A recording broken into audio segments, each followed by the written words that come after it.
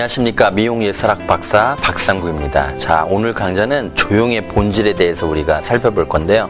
다소 딱딱하고 어렵더라도 상상의 베이스 캠프를 치기 위해서는 꼭 필요한 부분이 되지 않을까 생각이 듭니다. 그래서 자, 조형에 대한 우리가 진짜 본질이 어떻고 어디서 출발을 했고 어떻게 가야 될지를 면밀하게 살펴보도록 하겠습니다.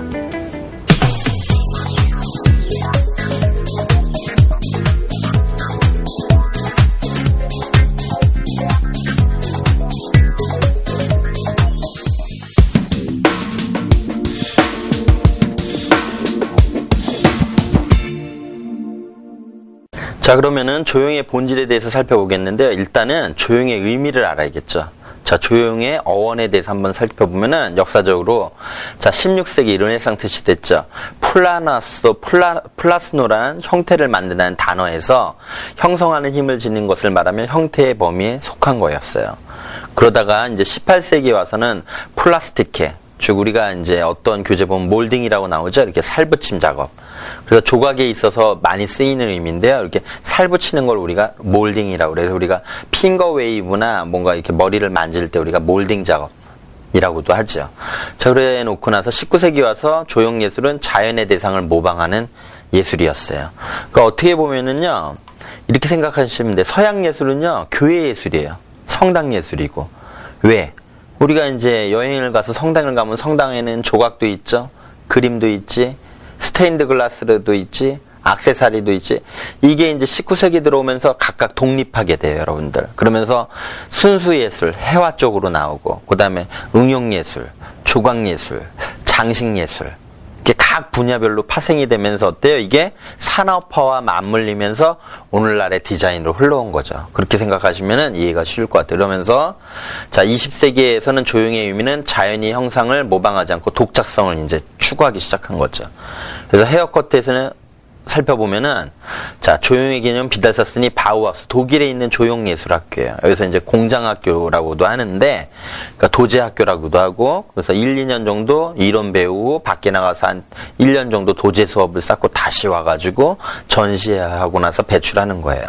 물론 이제 디자인 개념이 들어왔고 그리고 대표적인 이 안에 있었던 분들을 보면 우리가 이제 추상예술 간딘스키나 그 다음에 몬드리안이나 이런 분들이 많이 여기 있었고요. 그러면서 자, 바우하우스의 영향으로 기하학적 커트 베이스인 지오메트릭 커트를 발표하면서 시발점이 된 거죠.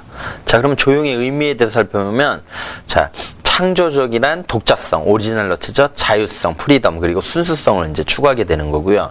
자연이 조형의 법칙에 의해 지배되는 것을 의미하고 조형적 질서가 없는 예술은 참된 의미를 내포할 수 있다. 그러니까 질서를 강조하게 돼요. 배열을 강조하게 돼요. 그래서 우리가 감각적으로 머리를 자르게 되면 어때? 질서가 없죠. 나는 자르는데 남이 할 수가 없는 거예요. 질서를 부여해 주는 게 이제 조형의 의미고, 자, 그러기 위해서는 창조적인 사고를 많이 해야겠죠. 그럼 여기서 이제 창조는 창조 활동에 있어서 참된 사고 활동이 수반됨을 필요로 하고, 창조는 곧 thinking, 사고죠. 예, 크리에이티브는 사고로 직결되고, 사고가 창조의 중심이 되는 이유는 사고가 인간 존재의 근거가 되기 때문에 그렇죠. 그래서 너 자신을 알라, 이것도 어때? 소크라테스가 한 말도 사고죠. 예. 자, 사고의 세 가지 특성을 보면 주체적인 사고가 있고 진취적인 사고가 있고 이제 조형적 사고가 있죠. 그래서 우리가 이제 필요한 건 이제 조형적 사고인데 조형을 하려면 어때요? 주체적과 진취적에 대해서는 또 접근을 해야겠죠. 그래서 주체적인 거는 독자성을 갖게 되는 거고 진취적인 건 뭐야? 참신한 내력을 소유하게 되는 거죠. 그리고 조형적 사고는 기쁨과 창조의 힘은 조형적 사고예요. 그러니까 기쁨과 창조의 힘을 기르기 위해서는 우리가 어때요?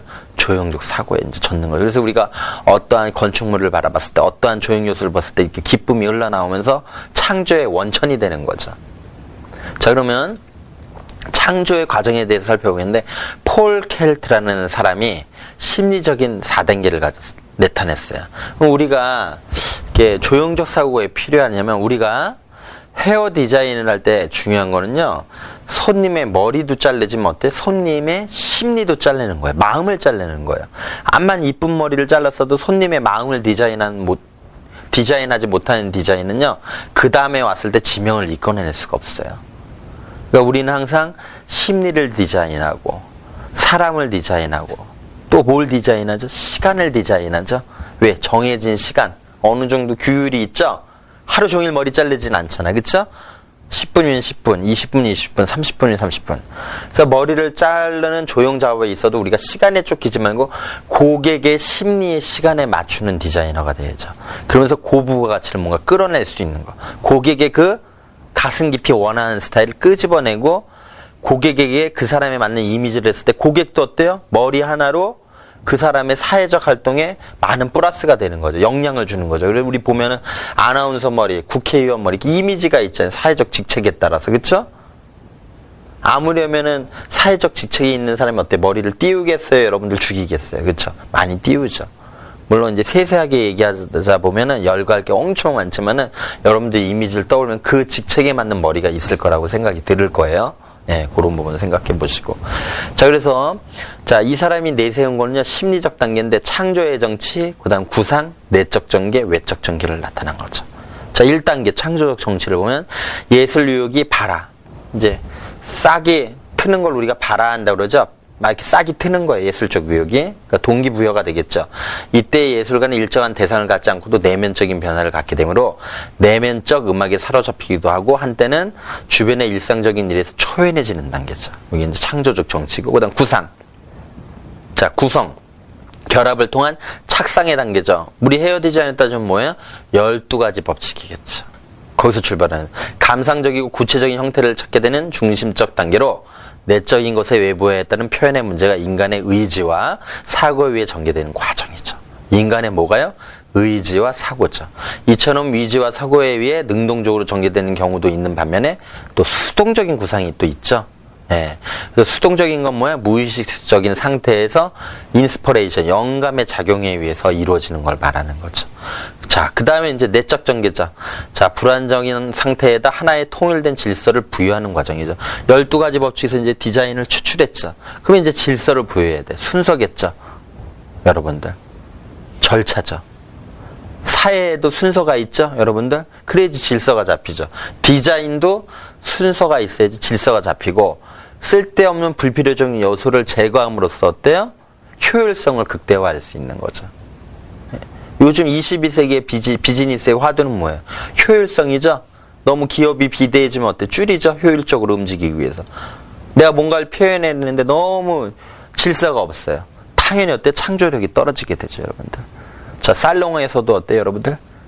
질서를 부여하는 그걸 우리가 길렀었을 때 뭔가 되겠죠, 여러분들. 자, 처음부터 내적 작품과 외적 작품이 상호 연관성을 맺으면서 형성이 된다. 즉, 내적 작품을 어느 정도 전개시킨 다음에 내적 작품과 외적 작품을 동시에 전개시킨다.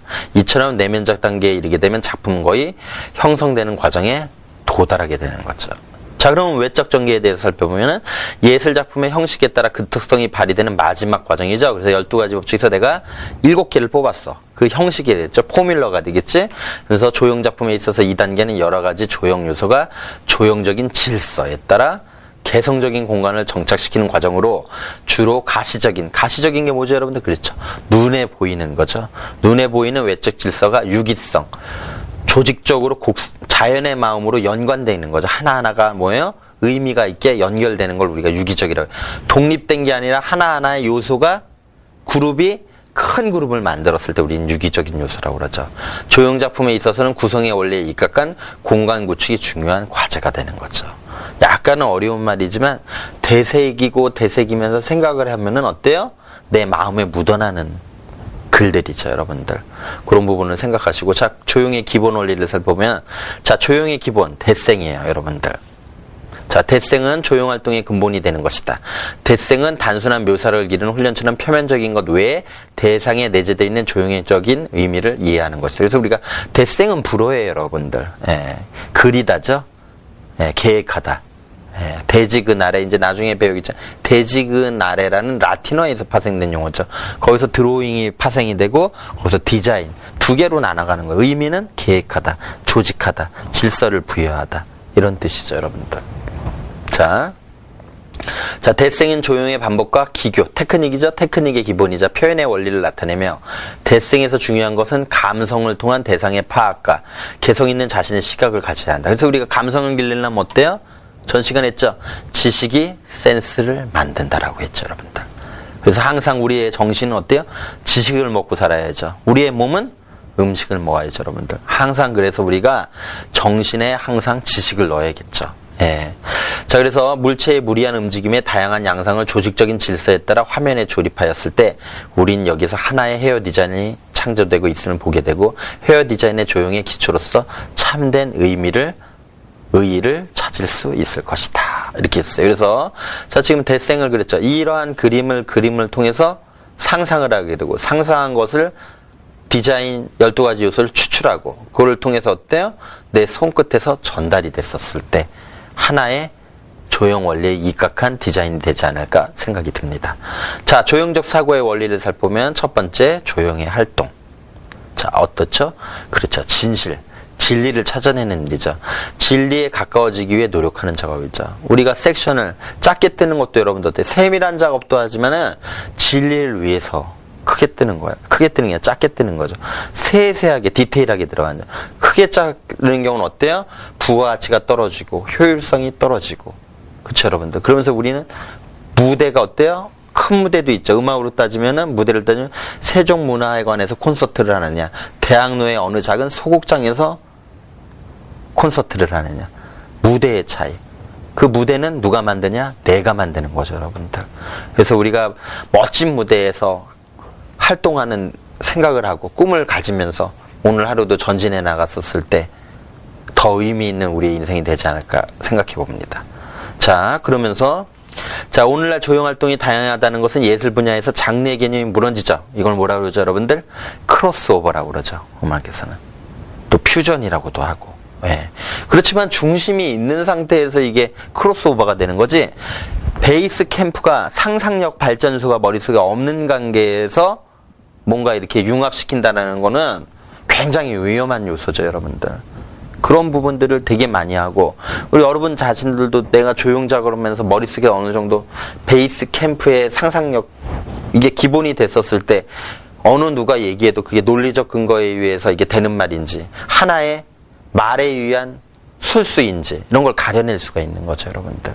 항상 이러한 딱딱한 학문을 통해서 뭔가 이렇게 순수를 하나 끌고 왔었을 때 더 우리의 살롱 활동이 더 의미를 부여하고 자르는 작업이 아니라 머리를 만지는 작업이 아니라 진짜 아티스트적인 관점에서 내가 뭔가를 펼쳐낸다 했었을 때 사회적 배경의 요소에서도 우리 헤어 디자이너가 많은 상위 포지션을 차지하는 날이 올 거라고 믿습니다. 그래서 22세기 비즈니스는 우리 모든 헤어 디자이너가 한 단계 사회적으로 격상하는 틀이 됐으면 하는 마음에서 더 학문적으로 학습을 통해서 우리가 이루어 나가야 되지 않을까 생각이 듭니다, 여러분들. 자, 그래서 같이 우리 뛰어나가야겠죠, 여러분들. 예, 문화는 한 사람에 의해서 이루어지지가 않아요. 여러분과 나가 같이 좋은 수준으로 올라가면서 한 단계 도약했을 때 문화가 만들어진다고 생각합니다. 자, 조형적 개념. 자, 우리 개념하면 무수히 많이 들었죠? 영어로는 컨셉이죠. 자, 개념은요, 쉽게 얘기하면요, 누구나가 이를테면 사과가 만약에 맛있다 생각하면 어때? 바삭바삭하다죠. 누구나가 사과는 맛있고 바삭바삭하다 이렇게 생각을 가지는 게 개념이에요. 그럼 넌 개념이 없어 이런 얘기 많이 하죠. 상식 이외의 생각, 행동을 하는 걸 우리는 뭐야? 개념은 없어 그래. 그래서 개념은 뭐다 쉽게 하면 공통된 생각을 우리는 뭐라고 그래? 개념이라고 그러는 거예요. 그러면 이제 개념의 의미에 대해서 알았고, 그럼 조형적 사고에 대한 보면 자, 조형 활동은 자신의 사고를 예술로 표현하는 즉 인간의 주체적인 사고 활동으로 사고의 목적이 어디까지나 조용해 있는 것이다 라고 얘기해요. 자, 두 번째는 문제의 포착부터 시각적, 정열적, 지속적인 관점에서 출발하죠. 그렇죠? 눈으로 보고 뜨거운 가슴과 끈기 이러한 데서 출발이 되죠. 자, 지적인 방향보다는 감성의 개발과 직관되는 문제점을 지니게 된다. 즉 감성은 조형사고의 통로가 되는 거죠. 그러면서 감성 또한 조형사고의 활동에 따라 변해될 가능성이 지니는 거죠. 감성은요, 어때요, 여러분들?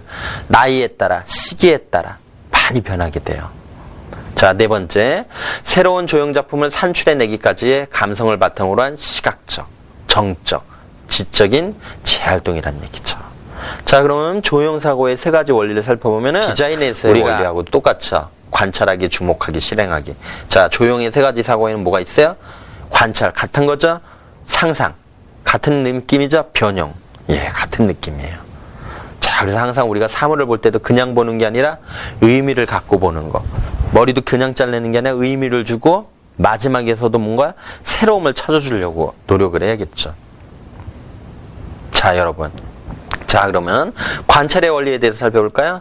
자, 관찰은 무엇보다도 감동의 소재를 찾아내고 대상 파악의 주축이 되는 요인으로 상상, 이미지네이션이죠. 상상과 더불어 조형의 문제를 추구해 나가는 1차적인 기본 원리죠. 네, 우리 1차적인 거 많잖아요. 기본. 염색에서 1차는 뭐야? 색이죠. 빨간색, 노란색, 파란색. 도형에서는 원, 서클, 스퀘어, 사각형, 트라이앵글, 삼각형. 1차적인 요소가 굉장히 많다는 얘기죠. 자, 두 번째는 자, 상상의 원리죠. 상상은 대상을 통해서 이미지를 형상하고 새로운 아이디를 갖게 해주는 거죠, 여러분들. 즉, 조형사고의 중추적 기반의 구실을 담당하며 탐색 기능과 변화 기능에 의해서 전개되는 거다. 그리고 우리 인터넷 할 때도 어때요? 탐색하고 변화하고 이런 느낌. 그러니까 모든 분야는요, 의미는 똑같아요. 처리하는 부분이 좀 틀려서 그렇죠. 컨텐츠가 틀려서 그렇지 의미는 비슷하다는 얘기예요. 자, 변형의 원리. 자, 관찰에서 발견된 새로운 요소는 상상의 과정을 거쳐 변하는 거죠, 여러분들. 이를테면 같은 스타일에서 어레인지 스타일이라고 그러죠. 같은 보부에서 사이즈를 크게 한다든지. 그쵸, 여러분들? 또 리프팅을 틀리게 한다든지. 에 따라 어때요? 틀려지죠. 예. 자, 따라서 관찰과 상상의 과정은 변형의 과정을 위한 일종의 예비적 과정으로서 변형의 과정은 인간의 지혜에 의해서 만들어지고 때로는 경험, 가치 변형을 일으키는 최종적 과정으로서 성격을 지니게 되죠, 여러분들. 그래서 자, 세 가지 원리, 관찰, 상상, 변형을 생각하면서 우리가 이끌어 나갔었을 때 뭔가 더 조형적인 원리에 접근해 나가지 않을까 생각이 들고요. 그러면서 이제 지금 이론만 하지만은 나중에 또 시간이 된다면 같이 선에 대해서 친숙해지고 명암 대비, 이렇게 라인의 표현, 이런 부분들과 우리 사물의 모든 게 어때요? 선이죠? 여러분들. 그래서 우리가 보면 지금 아파트들도 보면요. 어때? 많이 졌죠? 근데 우리가 서울 하면서 어때요? 문화의 거리, 뭐 디자인의 거리라고 표방하지만 마땅히 보여줄 게 없어요. 그래서 요즘은 어때요? 직선에서 좀 곡선적으로, 아트적으로 가자. 이렇게 건축에서도 새로운 바람이 많이 불어요. 그러니까 우리 헤어 디자인도 어때요? 때로는 도시적인 느낌일 때는 직선을 사용하고, 때로는 아름다움을 느낌일 때는 어때? 자연의 마음일 때 곡선을 펴고, 직선과 곡선, 직선과 곡선이 만났었을 때 파생 효과, 이런 것들을 조형의 원리를 통해서 많이 생각하면서 나갔었을 때 더 많은 살롱워크에 도움이 되고, 나아가서는 우리의 무대가 더 커지지 않을까 생각이 듭니다. 자, 그러면 오늘 조형의 본질 정리를 들어가면요. 자, 조형의 본질. 자, 어원에 대해서 배웠죠? 그 다음에 의미, 창조적 사고. 그러면서 우리가 조형의 과정에서 보면 네 가지 심리적 과정이 있었죠. 단계가 창조, 구상, 내적, 외적. 자꾸 좋은 글은요, 여러분들 되뇌이면서 봤었을 때, 자, 그날의 느낌과 다음날의 느낌이 틀려요, 여러분들. 그래서 좀 딱딱한 부분이지만은, 남들도 하는 부분 왜 내가 못할까? 이런 생각을 하면서 접근해 나갔었을 때 더 좋아지지 않을까 생각이 들어가고요. 자, 대생에 대해서 살펴봤고요. 자, 그러면서 조형의 세 가지 원리, 관찰, 상상, 변형. 요거는 디자인의 원리에서도 우리가 짚고 넘어갔던 거 생각나죠, 여러분들? 관찰하기, 주목하기, 실행하기. 그쵸? 요 부분이랑 같이 의미론적으로 비슷하니까요. 같이 담아놓고 자, 살펴봤었을 때 더 큰 의미가 되지 않을까 생각이 듭니다.